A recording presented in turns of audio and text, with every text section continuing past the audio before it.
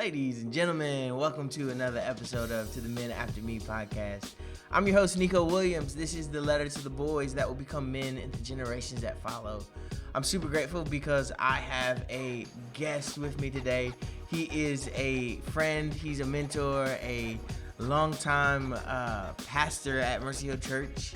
He's one of the guys that has been so impactful in my own preaching ministry. He's always challenged me with the good questions, the thoughtful questions, and I'm super grateful to have him on the podcast today. Everybody welcome Bryan Miller. What's up, Bryan? Thank you, Neeko. I appreciate it. That was a very gracious introduction. Yeah, man. We go back to about when I was in college. That's we were right. doing the preaching cohort, and you know, I go back to that time in my life, as my grandma used to say, he was smelling his britches. You know, you ever heard somebody say that? I've never heard that I don't phrase. think I got it exactly right, but essentially, Okay. somebody was prideful. You know, Gotcha. who thinks that they know. Yes. You know, Yeah. and coming into that time period, I was preaching. I had been preaching for a minute. You know, not that I didn't think that there was anything else for me to learn. Right. But I had been preaching for a little bit, you know, so I didn't feel like I was a novice. But pretty quickly, you asked the right questions to get right at the heart of like, okay, but Neeko, what are you trying to say? Yeah. You know, Yeah. that was very helpful for me back then. Yeah. So Well, I'm you grateful.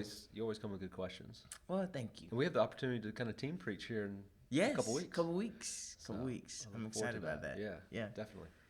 But that's not what we're here to talk about. We're not here to talk It's about not. preaching. Maybe I'll get you on another podcast. Sounds good. To talk about preaching. But today in particular, as I'm thinking through, like, what are the lessons I think young men could know?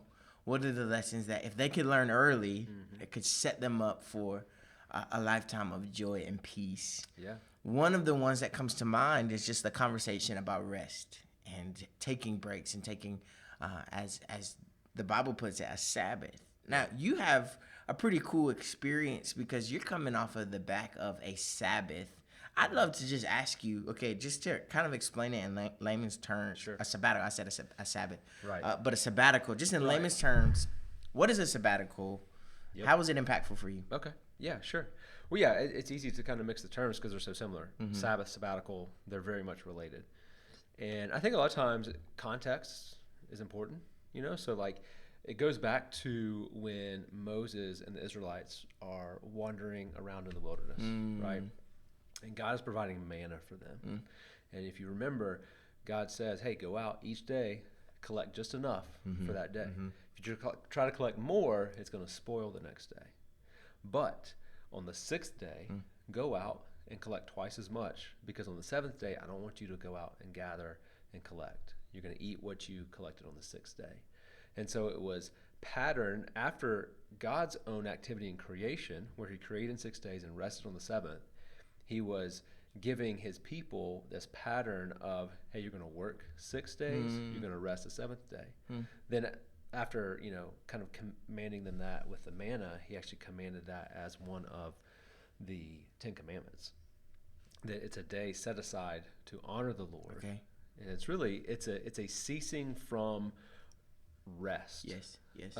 In order to trust in God's provision for us, in order to honor him as the ultimate source and provider for us. And so sabbatical, again, I said context matters. Sometimes in our culture, you may hear of someone getting a sabbatical because they're burnt out. They've run too hard for too long without Particularly resting. in the church. context of ministry. That's right. Okay. Yeah. I don't know that I've ever heard the term sabbatical outside of like the church world. Okay. I think there are companies in the marketplace that are starting to acknowledge the importance of extended rest, but I don't know if they have the same term for that. So I think sometimes you can think of like, okay, maybe this pastor, they're burned out, so they just need rest because they're on the brink of maybe leaving the ministry. And so to try to keep them in, hey, we want to give this time for them to just restore their soul, kind of mend and heal. Sometimes, and this is sad, but sometimes you hear of a pastor taking a sabbatical because there's suspicion of some illegitimate activity, something that it's kind of like a leave of absence, if you will. They're going to be removed from their current duties and responsibilities while this kind of plays out and we learn more and see, what comes of it. But here at Mercy Hill, it's a different approach. So every 7 years, so again, kind of following that pattern of 1 in 7, we provide 10 weeks or a portion of time. That may vary, but for me, I was generously given 10 weeks to be free of my responsibilities. And it wasn't an award for time that I'd put in. It was more of, hey, this is for your future ministry. This is for your health. We work from rest. Yes. And so the church was gracious and provided for me to take 10 weeks off, which was amazing. Had an incredible summer with my family. I have a wife and 3 boys, and their ages this summer when we took the sabbatical, 10, 8, and 5. So it wasn't rest in the sense of just a lot of relaxation and just leisure. We did some of that, but with those 3 boys, there was a lot of activity. But what I would say is really what it did, and in line with the theme of this podcast, like what would I want men, growing men, to realize and understand is in our culture, our identity is so wrapped up in our work. When for 10 weeks you're removed, all that responsibility is taken away.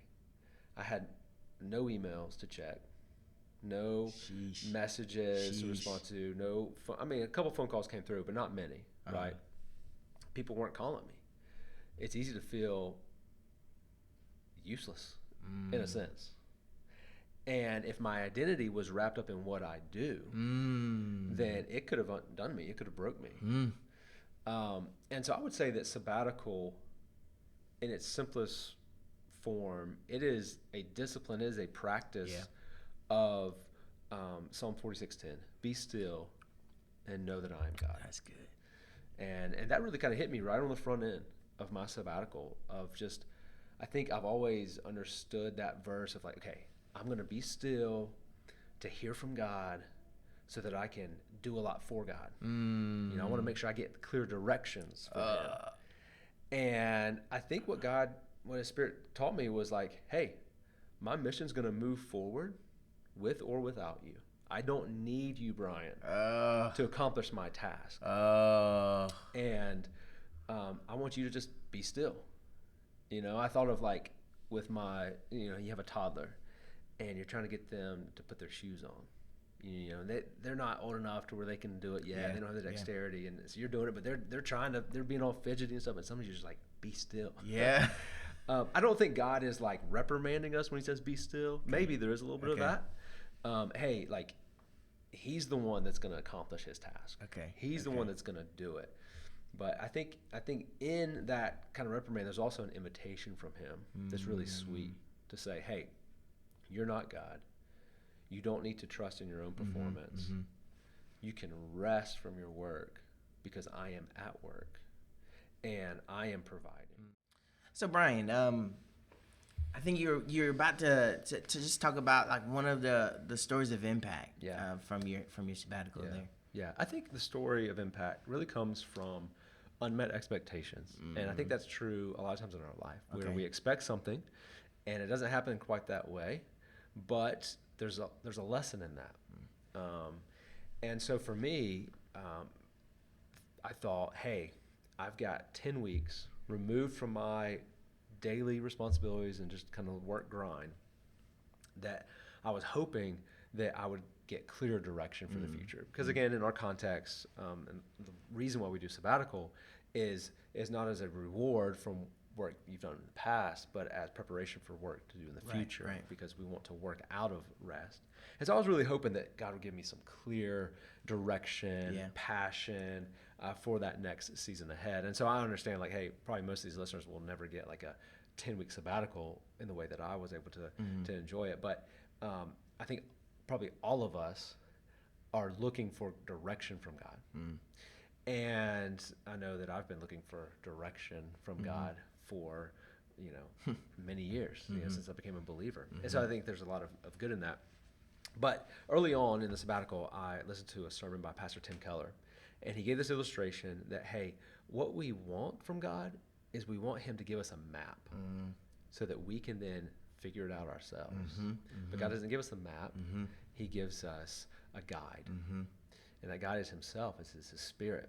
And the difference between having a map and having a guide is when you have a map, you're in control.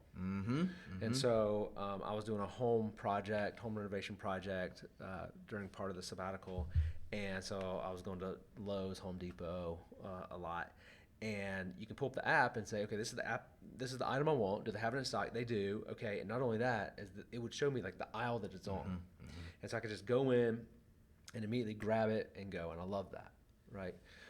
There were times when I would go in and I couldn't find it, and then I had to track down an employee. But the employee, they knew where it was, and they could guide me to it. And I was dependent upon that employee, and it felt like it slowed me down sometimes. I didn't really like that feeling. And you can probably relate to, hey, if you're ever in a car, you get in a car with somebody, and you're taking them home. You've never been to their house before, and you're like, okay, well, where do I go? And they're not going to tell you everything at once.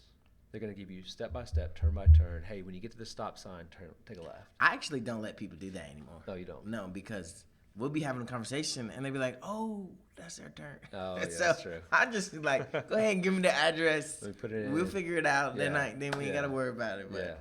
But when you're relying on a guide, you don't have total control.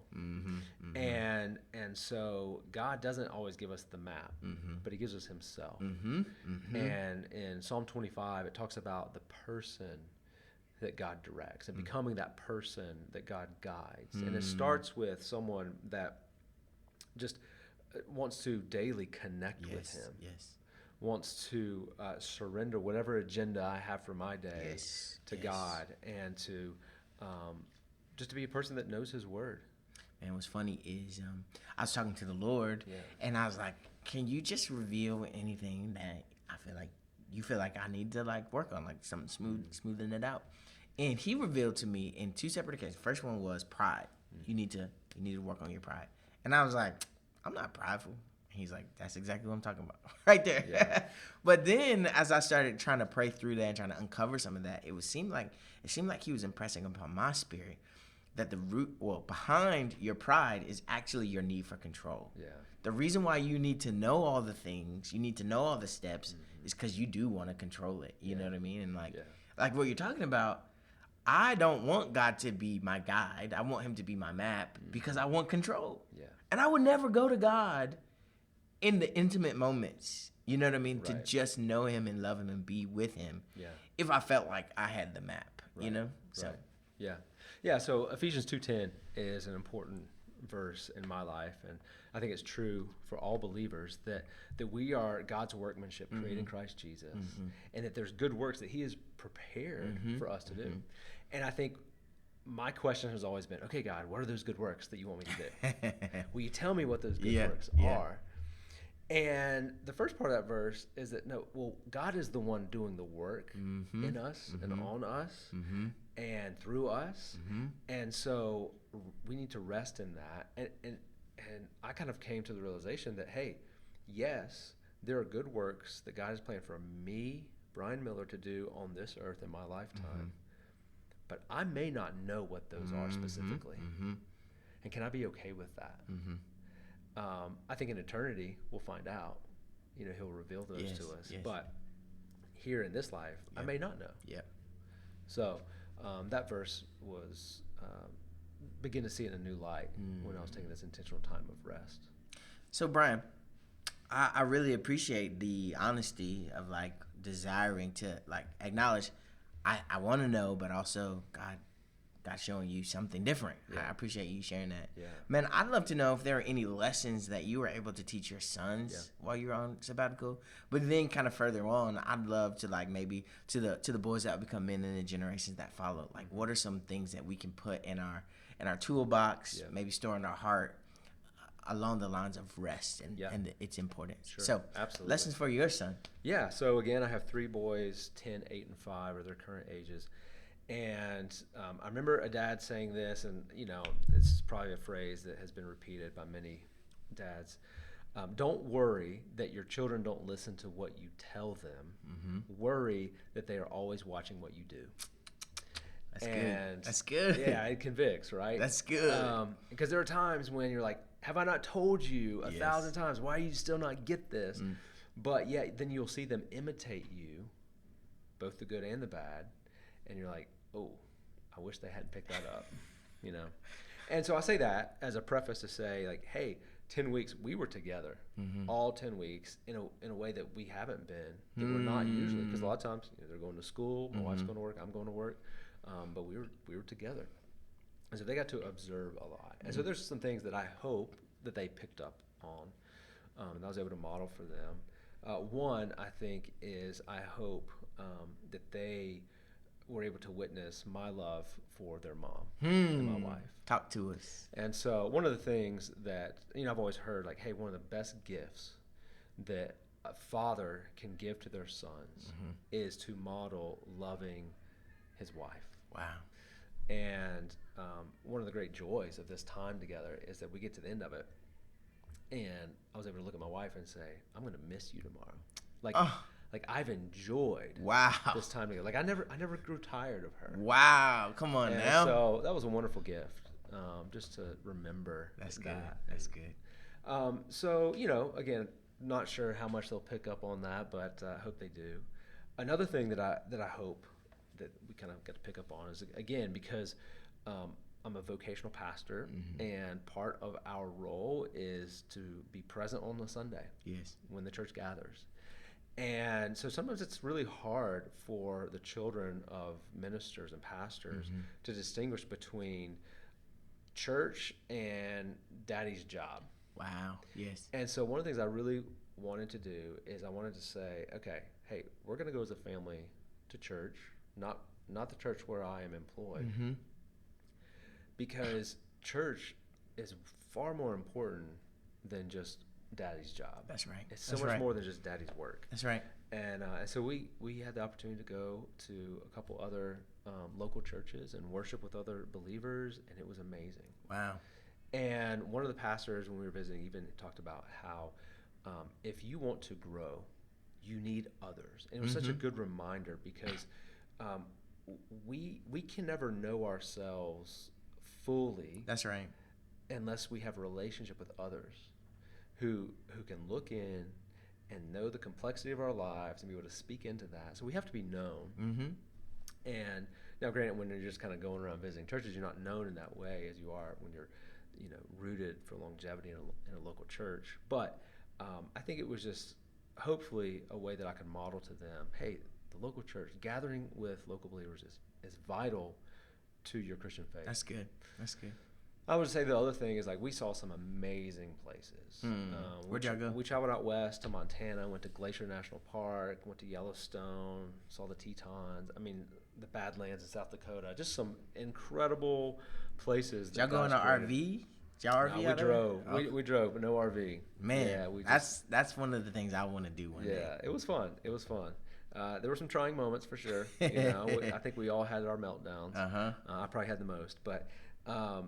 Yeah, but just to see these amazing mountains, these amazing lakes that are crystal clear, and to just remind them, like, God created that. Wow, yeah. And then even after we got back from our trip, somehow we got in this conversation about heaven and what heaven is like. And, even in their mind, somehow the culture's view of heaven being this sitting on a cloud with angels, that had come into play, and I was like, no. You remember when we were at Glacier? Talk to us. You remember when we were sitting by that crystal clear lake and the mountains, and how real and tangible and green that was? I was like, that's only a taste of what heaven's really going to be like. That's the appetizer. What's crazy is, as beautiful as this world is, it is still fractured. Yeah. We're going to get to see it. Right. In its totality. Yep. Oh man, I'm sorry, I had to cut you off there. That's good. That's good. So, Yeah, but I think, trying to broaden Yeah. on the topic of rest, I would say, um, rest is an acknowledgement of our limitations. I've heard it said so many times, God's the only one that completes his to-do list every day. And when we hit the pillow at night, there are things that we didn't get to that we either should have or we just couldn't, that we wanted to. And so it's just an acknowledgement of like, I have to lay here now for 7, 8, 9 hours, completely still, completely unproductive in the world. And I need to rely upon God to sustain everything. That's right. And so it's an acknowledgement of our limitations. Rest gives us an awareness that God is God and we are not. Yeah, that's right.